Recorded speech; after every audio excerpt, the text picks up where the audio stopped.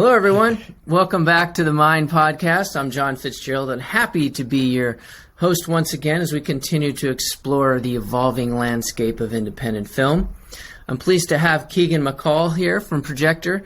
He's their leader, and as our special guest today, I can't wait to hear more about all the work they put into this platform. It's finally ready to go.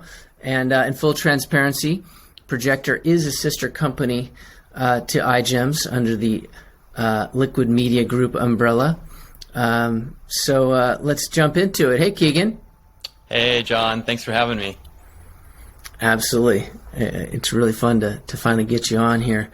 So yeah, you guys have been working on this a long time, and I know there's some history with other companies that came together. So maybe just give us a little backstory. Awesome. Yeah, well, first of all, it's awesome to be here. Thanks for having me on. We actually started this venture back in 2012 under the name Reelhouse. So if your listeners are familiar with that platform, that is our origin story. Started in 2012, partnered with Sundance very early on, gained investment from Warner Brothers, and we were really a home for independent filmmakers around the world who wanted to market and monetize their film. Recently, we've rebranded to Projektor. After 10 years, technology gets quite old and outdated. So we were able, with the help of Liquid Media Group, to renovate the platform and give it a facelift and give it a boost. So it's a now more powerful and more modern and more far-reaching platform called Projektor. So we're pretty stoked about it. Yeah, it's amazing. So, you know, I've been part of the conversations in the last few months, so I know just enough. And of course, iGEMS is promoting some of the great content you have there.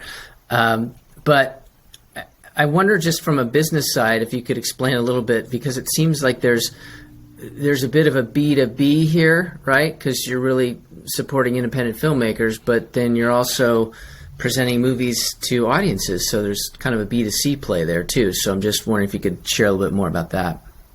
Totally. Yeah. How I like to think about it is, if you're familiar with platforms like Shopify or Squarespace or Bandcamp, we are really that for filmmakers. So we provide a great website builder, tool set, marketing tools, and monetization tools for filmmakers.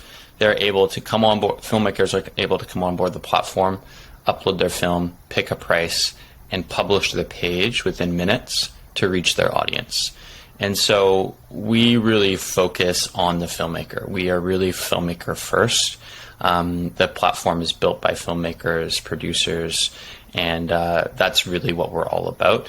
And so we focus on that, you know, making sure the filmmaker has what they need. I think a lot of platforms focus on viewers and different things, but for Projektor, we focus on the filmmaker. And in the 10 years that we've been operating, we've really found this niche between giving the filmmakers what they need and also making it a great experience for a user or their customer. So all of our film pages are mobile, tablet responsive, they're purchase optimized. You'll arrive at a filmmaker's page which looks cinematic and beautiful and sleek, and they're able to purchase, download, and start watching the film within 3 clicks.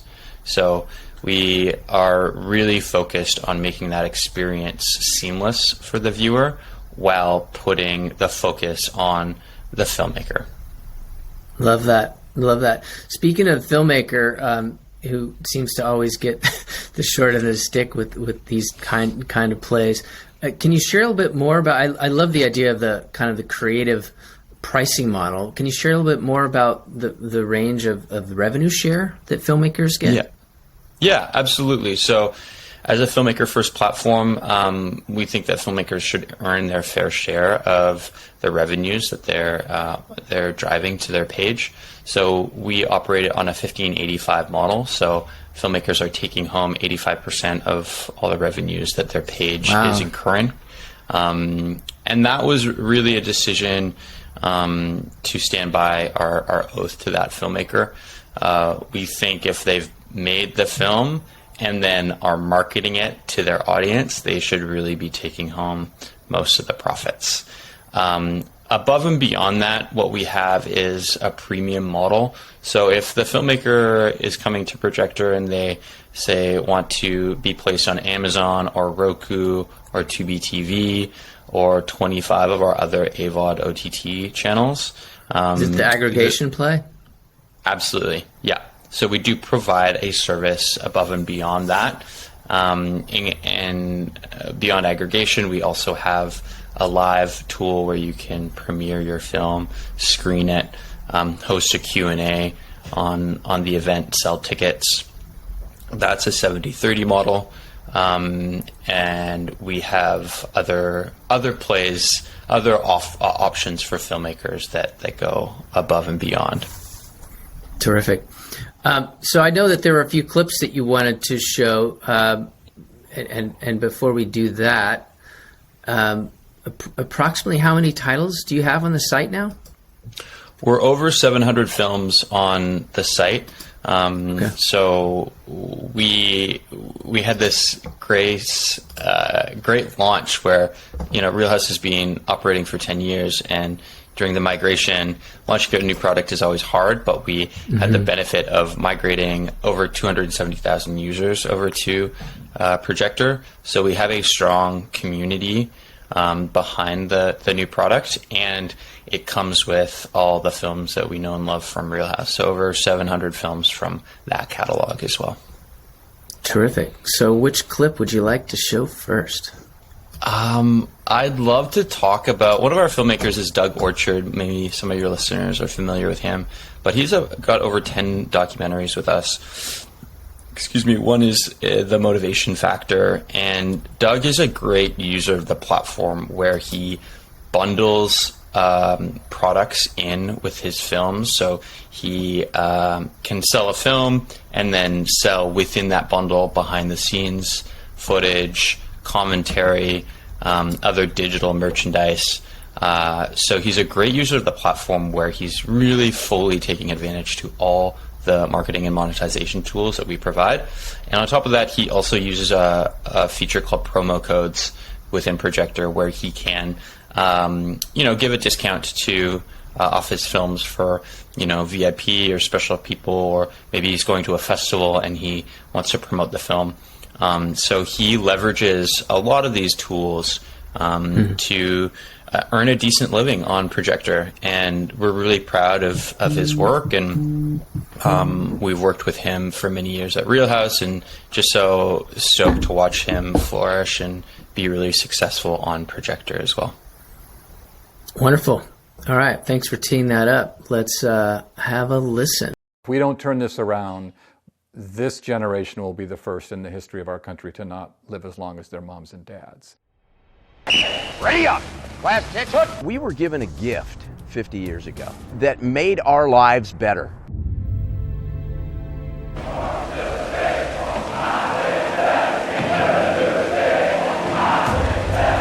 This is a challenge for us all. I practiced this program from middle school all the way through high school. That this will spread to every school district in the United States. That all of us will participate, and in so doing will be better citizens and happier ones. I was hired in '82 by the 76ers as the very first ever in the history of professional basketball full-time strength and conditioning coach. Dr. J and Moses Malone. And in my first year, we won the world championship with them. Point to any part of your body, and we'll start quoting literature, medical studies, into the tens of thousands of articles about the benefits of exercise. Exercise grows the hippocampal parts of your brain that's important for your memory. I could see a difference from when I didn't do exercise before teaching reading and when I did do exercise before teaching. The more fit the kids are, the better they're doing in school. So I grew up on the south side of Chicago. I was raised by a single mother. Grew up in inner city, single parent household. My mom didn't have time to get us involved with sports. My activity level, once it dwindled, I filled that with video games and TV, and my grades went from AB to down to DF. It's about how do you make the best learner. Once we see that, you need some forward-thinking schools that are willing to basically restore what we once had. which was mandatory physical fitness. 83% drop in discipline problems from one semester to another, just with that introduction. I didn't find that there was much racism when you're playing sports. We saw that racism and gang affiliations stopped at the locker room door. Doing something together is huge, and exercise is something that has the ability to unite. That was the beauty of the program. It was designed to benefit all of the students, not just a few. I have dealt with bullying in the past, like in elementary, but not here at Prescott. We're in it together. Our motto is all for one for all. The training I had was at the root of all of my success. Every day you were met with these challenges. Just loved being challenged every day. Climbing the rope was, God, it was super. And we always wore shirts, unlike the guys, so. It helps you grow stronger mentally and physically. To help children how they can be successful in life. Like, it pushes you to your limits that you didn't know you had, and so it makes you really determined to finish what you want to finish. What we found with our physicians is 80% of them had undiagnosed medical problems. And we've seen almost all of that disappear with this activity. People don't realize what PE was. They don't understand that physical education could do all those things. It's got to turn around. It all comes down to the individual. Can you make an individual love being healthy? That's, I think, the secret to all of it.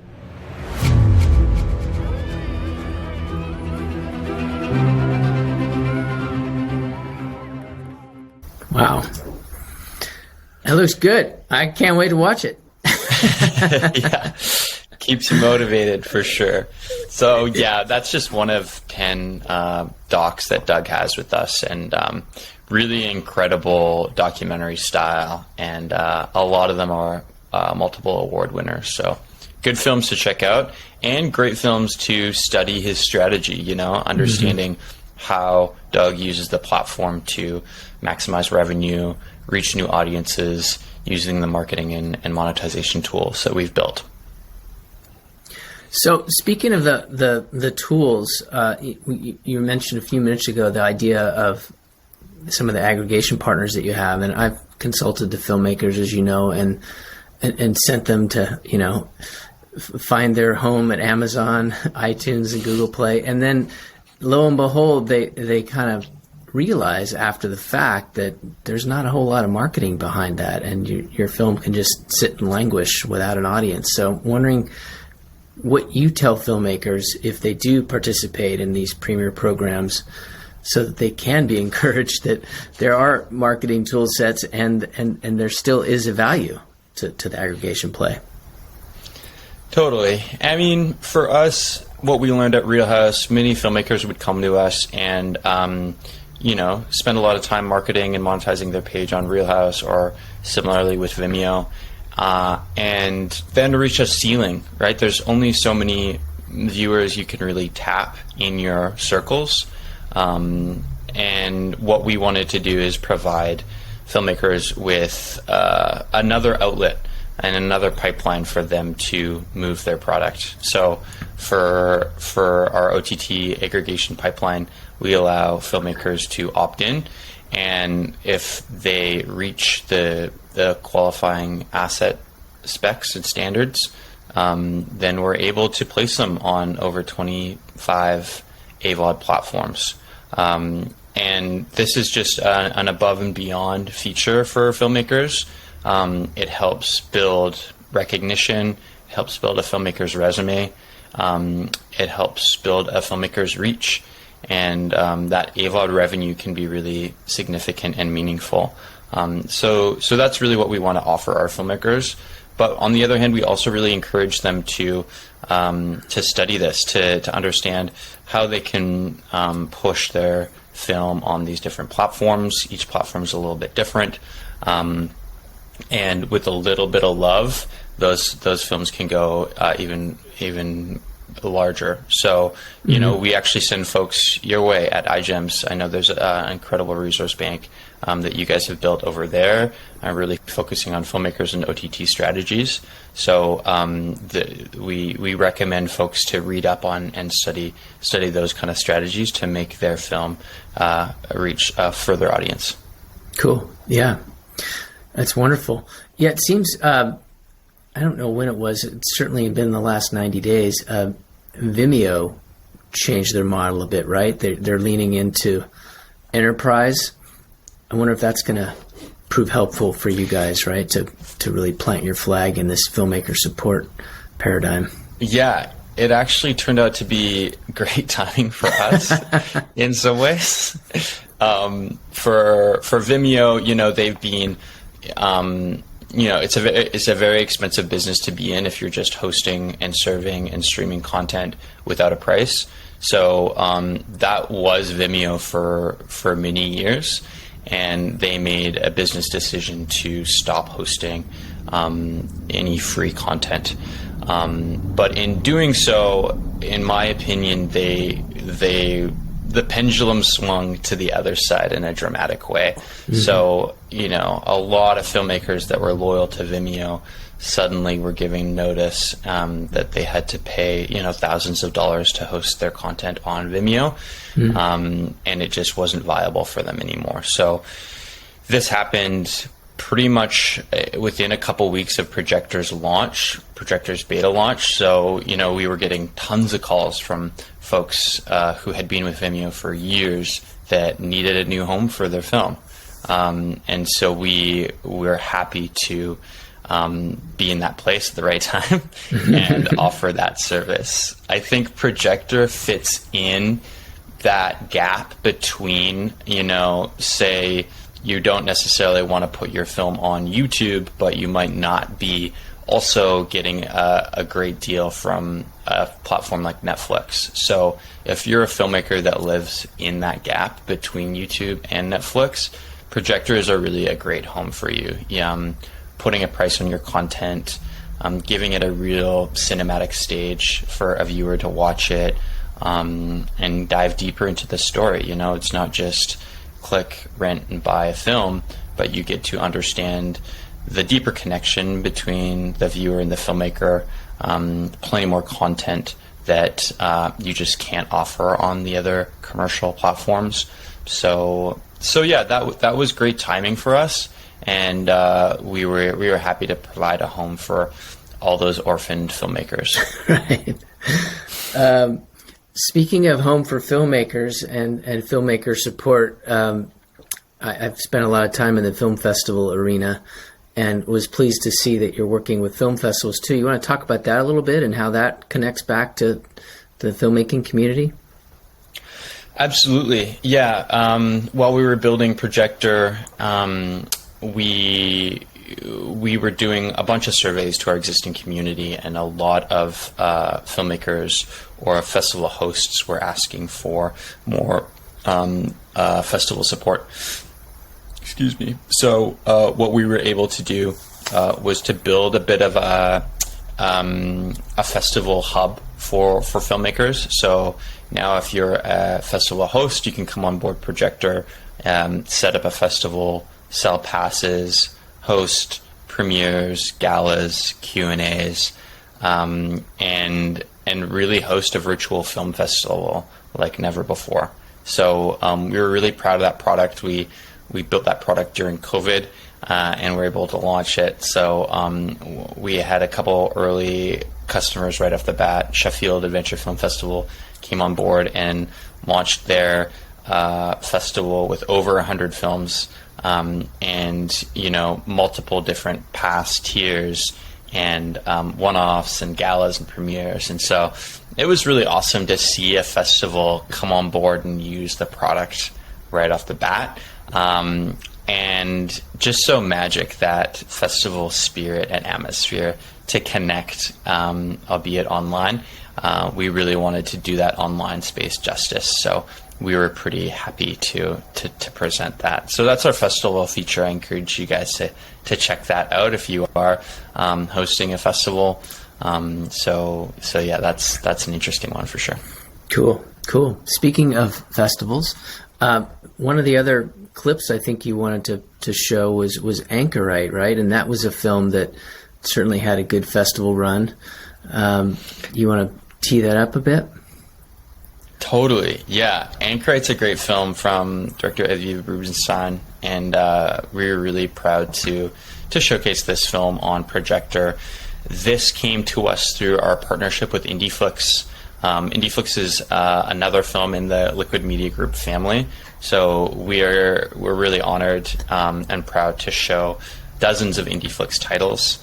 They're incredible dramas from the independent film world, and they just play real well on Projektor. So this is one of my favorites from their collection called Anchorite. Cool. Let's give it a run.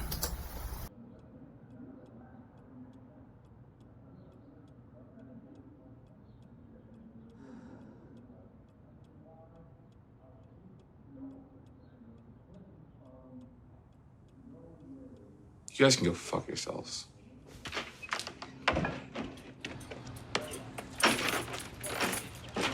Aaron, hold on.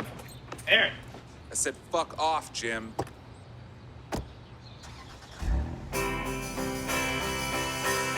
Just tell me, darling, is it brain cell projects on your body? Swear that I'm next to your sleep. Swear you can still hear me breathing.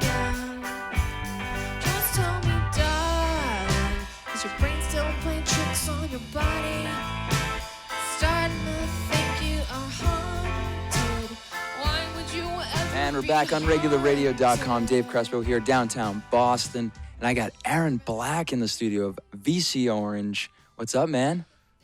Oh man, not a whole lot. Yeah, it's great having you here. Thank you very much. You've got a big tour coming up, a lot of dates in the horizon. Yeah. What's going on with that? What's the plans? Well, we were supposed to go out for a couple of weeks. Did you added dates? It's bigger now. VC Orange blowing up. We actually decided to call it quits. What? You can't. You can't be serious. Like this is we're on air right now. Yeah, I know we're on air. That's why I'm doing this. But the good news is the tour is still happening. Okay, how's that gonna be? We've played to a ton of people over the years. We've made fans all over the country, and shows are already set up. So there's no point in just canceling.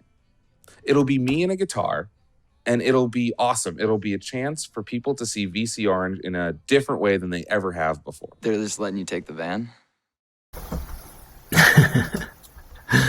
That's a hoot. Okay, I gotta get rid of that. It just wants to keep great going. Film. Great director, and yeah, love working with the guys at IndieFlix. They're amazing. Awesome to have them in the family. Yeah, it's great. And they have a lot of docs too. I noticed both of your platforms are very doc heavy. On your side, and maybe you could speak to this for a minute. I know it's part of the history from the previous, but it's pretty cool how many adventure docs you have, and travel docs, and sports, and action sports. Yeah, 100%. We became really popular in that genre. I guess a little bit just from my interest in the outdoor sports world. I would target these filmmakers that I knew or just fell in love with those lifestyle type sports. So we were able to bring in a couple big films early on, and the word just spread within that community really well. So a bunch of action sports, outdoor films came to the platform, and they really loved the home that we created for them. They really used all those marketing and monetization tools to their advantage, and were able to leverage their community and launch really successful films on Reelhouse. We later went on to build a subscription video on demand platform called Slipstream, and this was kind of a Netflix for adventure sports films. So it was the first SVOD platform on the market to cater to that community. And that just came out of a void in the market where, I would go to a mountain film festival and fall in love with all these films, and then they would disappear into the ether, and they wouldn't get picked up by distribution or find their way online. So because we were quite good at building online film streaming platforms, we just built one for the action sports space, and it totally took off, and we were able to land clients like Patagonia and Arc'teryx and folks that were making really great story-driven content in that space. So that product still exists today, and it's a really vibrant community called Slipstream. I encourage you guys to check that out as well.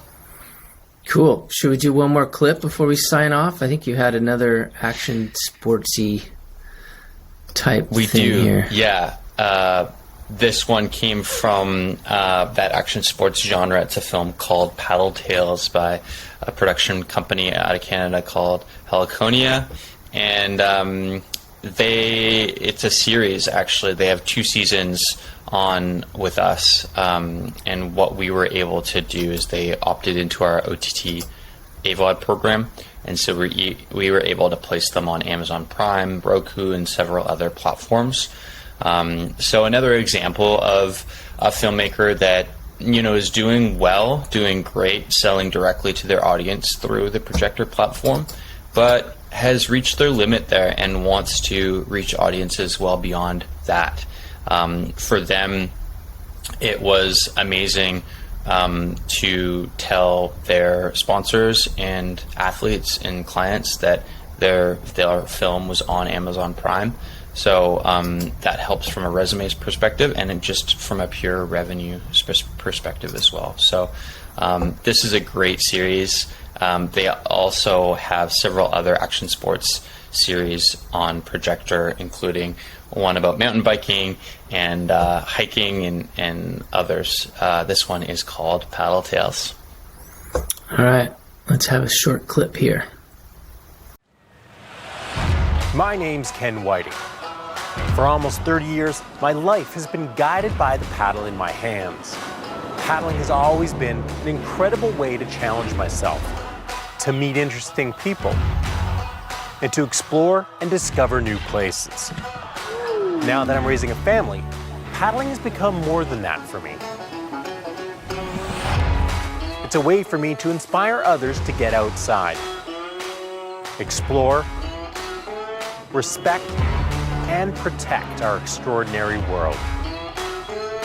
And so I'm hitting the road to tell the story of the incredible people, places, and adventures that I discovered during my search for the world's most spectacular paddling destinations. These are my paddle tales.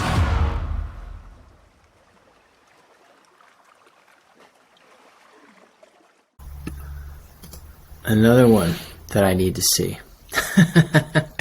Just stacking the queue here. Well, it's been a lot of fun, Keegan. Thanks for joining us today. Before we sign off, maybe you could just tell everyone where to find Projektor. Check us out at projektor.com. We're also on social media. And the spelling's kind of unique. It is. It's Projektor, Projektor. We're also on social media, Twitter, Facebook, Instagram, Projektor Films, same spelling. Thanks so much for having me on, John. Really stoked. Of course. And real quick, now, just to be clear, if you're a filmmaker listening and you have a project, they find how to submit through Projektor, right? Through your website. Absolutely. Projektor.com, right on the main page.